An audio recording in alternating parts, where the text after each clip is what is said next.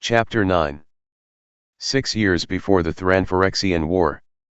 A week after the riots, the city that had been shattered now gathered. Citizens climbed to the 8th terrace and overran Council Boulevard. They filled the stairs on every side of the council hall and swarmed the rooftop, the dome, and the half-completed temple. Everyone knew who had stopped the riots. Everyone wanted to be as close as possible to the city's savior. This was his day of ascension. Today, the council seat vacated by the ailing Glacian would be filled by the city's new genius, the healer Yawgmoth. The parade of elders strode down Council Boulevard. Polite applause ushered them forward. Then Yawgmoth appeared. This man was greeted with invocations, supplications, adorations. He was greeted as a god. The ravaged core of the Halcite Guard could barely hold the people back. Guards made offense of their leveled pole arms and shoved against the pressing multitude. The mob disdained those weapons, the useless things that had been unable to stop the rioting untouchables. What kept the crowd back was not pole arms but swords, the 5 blades that hung from Yawgmoth's belt as he strode up the street. Those weapons in the hands of Yawgmoth and his brave healer soldiers had saved the city. Swords and Yawgmoth's new type of healing. Rebek waited within the council hall. She had marched among the other leaders and had taken her seat within. Though outwardly composed, inwardly she was besieged. Every base impulse, every lower desire welled up in her at the simple sight of him. Her heart beat with impenetrable want. Her lungs struggled to taste a breath of him. Her arms ached to enfold him, her fingers to twine through his hair. Where could this rebel ache come from? Why had it risen just when there was a treatment for her husband's illness? Rebek had told herself it was all merely overwrought gratitude for that saving cure, but she knew these wants were less pure. The cure. While Glacian had wasted away, Rebek could not have abandoned him. If he became whole again. But what was all this absurdity? No, Rebek would never leave her husband, ill or well. She had made a vow, and a vow was not to be broken, even for the right reasons. This carnal liberation could not be right. Yawgmoth roused the lower impulses of the whole city. She had to resist him, they all had to. Yawgmoth entered the council hall. He progressed among standing and cheering elders. Rebek stood, weak-kneed. Yawgmoth seemed to emit an enervating aura. He strode with stately decorum down the aisle and rose up the steps of the main podium. The swords at his belt clacked against polished wood and left little scars. His ceremonial robes draped across each step. Around his neck, he wore a power stone stole that would send his voice out to the whole throng. He spoke. His voice rolled out, silencing the throng. 1 week ago, our city was inundated. It was flooded by its past. The folk who overran our streets and burned our homes and killed our brothers and daughters, these were not creatures from some far-off world. They were THRAN. They were who we all were 1,000 years ago. We, like they, lived in brutal darkness. We were ravaged by hunger and want, by mortal terror and disease, by violence and warfare. In 1,000 years, we have slowly won free of these things. We have ascended. A week ago, the folk below ascended too. They climbed up from dark want, hunger, and depravity to enter our city. They came most of all because of the disease that ravages them. The very phthisis that has laid low our Glacian runs rampant through the caves. They crawled up their ratways into our midst. They had nothing, not even health, not even hope. They came, hating us for all we have, for ascending. They would have killed us all. What of the Halcite Guard, that atrophied appendage that once was the proud arm of Halcyon? What of the fighting force that wrested this land from the dwarves and elves and goblins that infested it? Centuries of peace in our city have softened them so that they could not even stand against the sickly and starved rabble beneath our feet. Were the matter left to them, the damned would have damned us all. But one weapon saved us. Yawgmoth paused and reached into his cloak.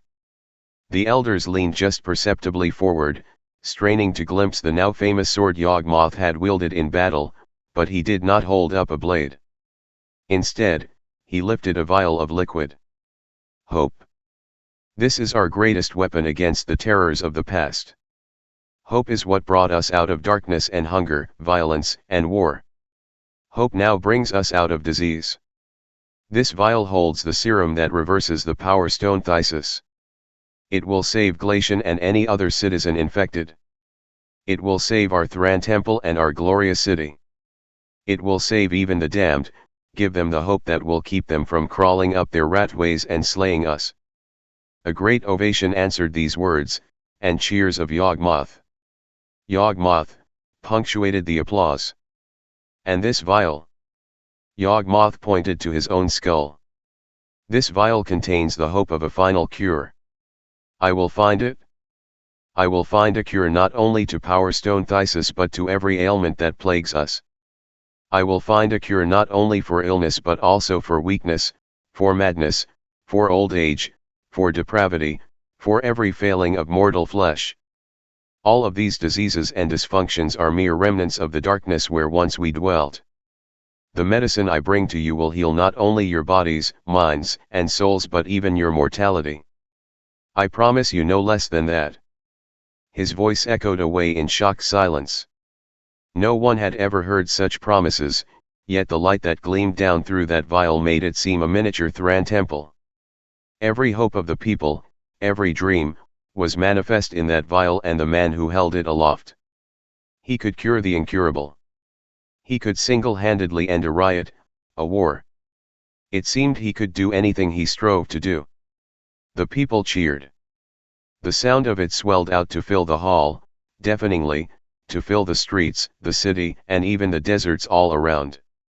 Only Yawgmoth himself could quiet them. He reached out a hand, preparing to speak again. In the meantime, I will, by vial and sword, assure the safety of our city, our empire. As well as overseeing the creation of hope, I shall aid in the bolstering of fear, fear that will keep the Tedics below _fear of the THRAN army and Imperial Guard. They too shall return. I have been assigned by this council to serve on a committee to restructure the Guard and army. I will remove those generals who have never fought in true battle, elevate those young soldiers who have, and train all troops in the modern arts of war. Put simply, I will return our fighting forces to their previous splendor. If hope is not enough to keep the damned below, fear will keep them there. The ovation shook the foundations of the ancient hall. Now, good folk of Halcyon, I have made my promises to you, and I want each of you to hold me to them. As the newest member of the council, I will marshal forces both political and medical to realize our destiny. Just now, I must go. I have made another promise to another people in dire need of hope. I have promised to bring to the caves of the damned enough hope for every last one infected. I go now to do so. I descend among them that they will not ascend among you. The roar that followed was volcanic. Yawgmoth had awakened forces like those that had first thrust Halcyon heavenward. The scene was little different in the caves of the damned. Everyone knew Yawgmoth was coming. After decades and centuries beneath the earth, the untouchables had learned to reckon time in the pulses of their blood and the tides of underground seas. Every last occupant of the caves knew a week had passed and their salvation was due. Even those who lay in tangled rags, unable to move for the Thysis that threatened to drag them under, even they knew. They most of all. When a star shone in the heights of the main shaft, a cry of hope went up from the 100 souls packed in the gateway. The sound rolled down through the slanting passage beyond and into side caverns as it descended. At the base of the decline, the susurration slipped into the quarantine cave. Until that moment, it had been words: "He is coming. He is coming." Words failed. In the quarantine cave, the news became a wail, part laugh and part shriek. If Yawgmoth came at all, he would bring the cure. Soon in the main entry, the star swelled. It ringed the shaft in a golden crown, descending from unimaginable heights to a people dwelling in deep darkness. Children climbed the walls, eager to see fabled Yawgmoth. Health was said to flow from his very hands. Some rioters claimed to have touched his garment and been healed. Others told of his 8-foot-long sword, and his eyes that flashed lightning, and the way he would slay as soon as heal any who opposed him. He had an army, it was said privately trained and equipped hundreds of warriors fanatically loyal, who made the Halcite Guard seem washerwomen. Why not? Most of the citizens had cowered and fled before the rioters. Yawgmoth had not. He was unlike any other. How unlike was a matter that grew in words and minds with every telling. Jix did his best to calm the people. He insisted Yawgmoth was only a man, and a heartless man at that. Why would a heartless man bring a cure to the caves, they asked. Why would a heartless man willingly touch an untouchable? He was near now. The corona grew in literal leaps and bounds as the man at its center rappelled down the shaft. He seemed a giant, tall, garbed in voluminous robes, bearing an immense backpack. He's brought it. He's brought the serum. Make way.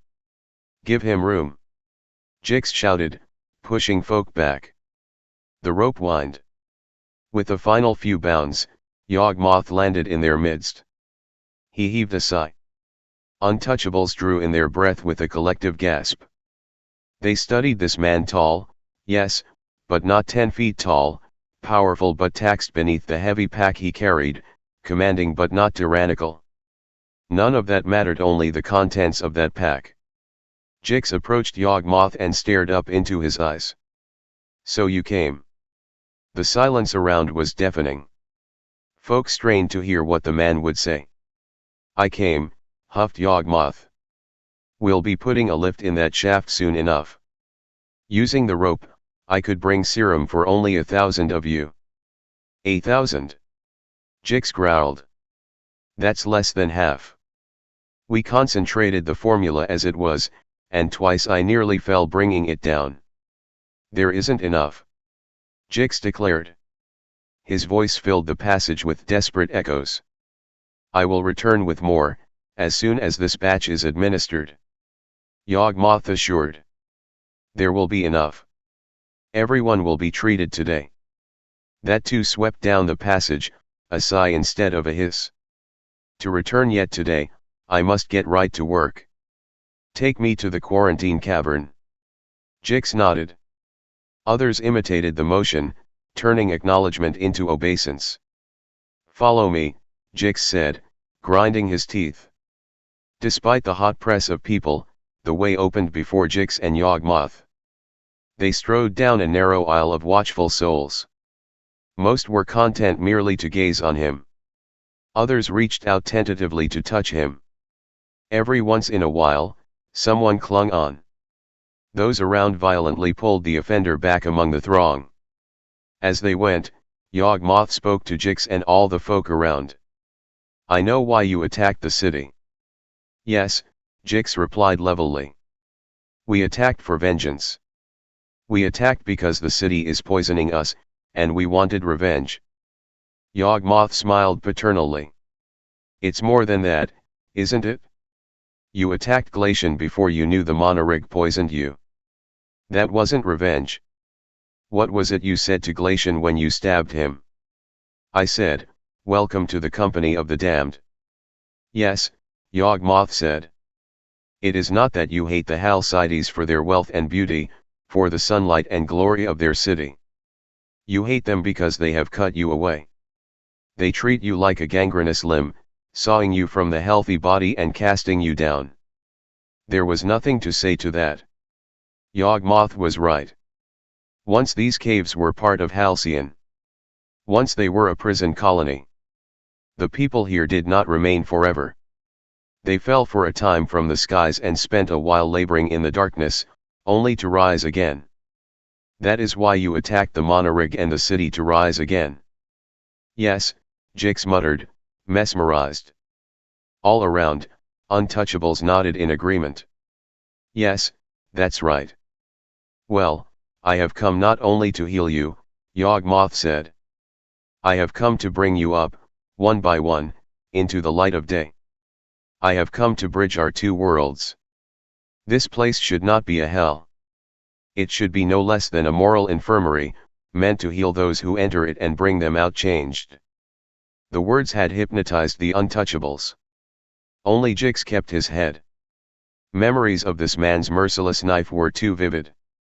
You think you can come here and offer us life and hope and heaven? You think you are a god, Jix said in sudden realization. Those around him winced, as though stabbed by that accusation. Jix saw in their eyes that they began to awaken. I think we all are gods. I think every last one of us has a divine spark, a spark that should not be denied the light of the sun. Those waking multitudes fell again into blissful sleep. They arrived at the quarantine cave. Yawgmoth strode imperiously in, gazed around, and spotted a narrow and empty alcove.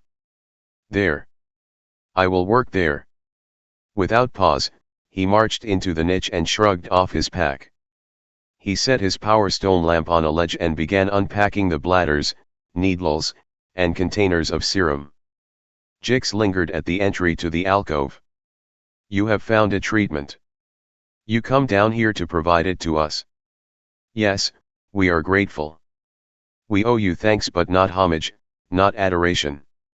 I know what you are trying to do. I know you are trying to steal the hearts of these people. Yawgmoth did not even look up from the parcels he unpacked. What god of theirs has offered them so much? If I can heal them, bring them up into the city, if I grant them life in heaven, they better damned well think me a god. Nostrils flaring, Jix said, you are the greatest devil in a city of devils. Yawgmoth looked up and pinned Jix with his gaze. When a devil is the only one who will deal with you, you must make a devil's deal. And you, Jix, you will make the greatest devil's deal of all. You will keep your mouth shut about me. You will say nothing but good about me. You will serve me faithfully, or you will receive no serum. I'd rather die speaking the truth than live a lie. We both know that is untrue. But there is no time for testing you again. If you do not serve me faithfully, I will deny serum to you and your people. We will rebel again. They will not follow you. You have no cure, only anger. You cannot do this.